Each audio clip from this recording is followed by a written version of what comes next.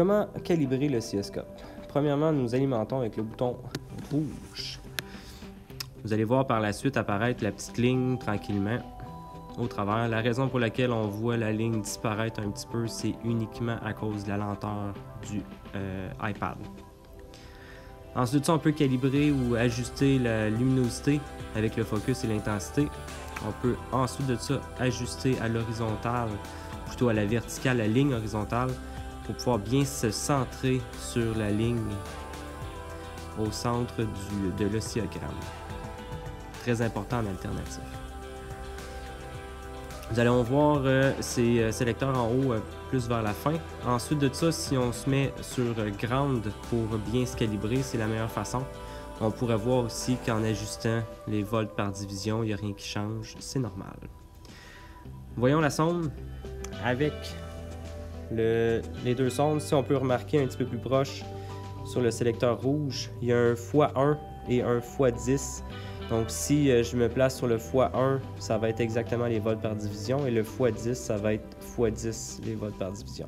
Avec notre connecteur BNC ici qu'on peut raccorder directement à l'endroit pour le canal 1 qu'on va calibrer. Ensuite, il y a un petit capuchon, on peut voir en tirant dessus qu'il y a un petit crochet. C'est ça qu'on va venir accrocher sur la petite... on va accrocher la pince sur le crochet de calibration. On peut voir qu'il y a 2 volts peak to peak ou 2 volts PP qu'on va pouvoir calibrer. On se place sur le channel 1. Ensuite de ça, on était sur ground. Si on se met sur courant alternatif, on peut voir maintenant que notre onde est rendue carrée.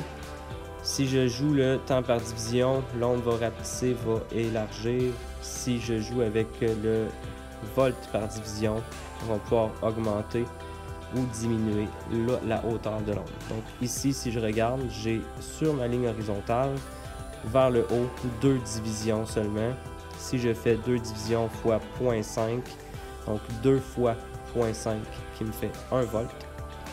Peak, rappelons-nous tantôt qu'on avait le 2 volts peak to peak, donc 1 fois 2 nous donne 2 volts crête à crête. Ensuite de ça, si on calibre le temps par division, on pourrait facilement ajuster une des ondes ou une des alternances complètement vers la gauche. Je m'assure d'avoir une onde qui est symétrique. Donc là, si je me place de cette façon, j'ai 1 jusqu'au centre. Je vais avoir 5 divisions avec 0.2 volts par division. Temps par division, excusez-moi. Donc 5 fois 0.2 secondes ou 0.2 millisecondes par division qui va me faire 1 milliseconde.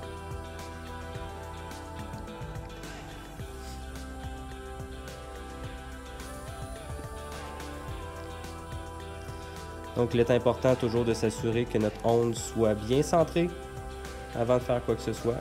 Donc symétrique à la verticale comme de cette façon, je serai plus en courant continu. Nous allons placer en courant alternatif pour bien lire notre sinus quand on va être rendu au sinus. Maintenant, nous avons calibré. On a juste à s'assurer que les VAR, les 2 boutons rouges juste ici et le VAR sweep en haut à droite, qui sont complètement virés vers la droite pour la calibration. Ensuite, si je regarde le trigger, de cette façon-là, il n'est pas capable de lire notre onde correctement, trig level. Donc ça, c'est s'imaginer vraiment un curseur sur l'écran. Quand on le tourne, il faut que le curseur soit entre le positif et le négatif ou le maximum et le minimum. Si je dépasse, il ne sera pas capable de focusser dessus. Donc on s'assure de bien le centrer pour lire notre sinus. Si je me place sur le channel 2, je ne serai jamais capable de lire ça étant donné que je suis sur le channel 1. Donc toujours s'assurer que notre source soit la même que notre sonde. Ensuite ça, si je sélectionne à la verticale channel 1, channel 2, ça va dépendre de la sonde à l'endroit où est-ce qu'elle est placée. Ensuite de ça, si je me mets sur dual, je vais être capable de lire les 2 ondes, étant donné que présentement on en a juste une, on va se placer sur le channel 1.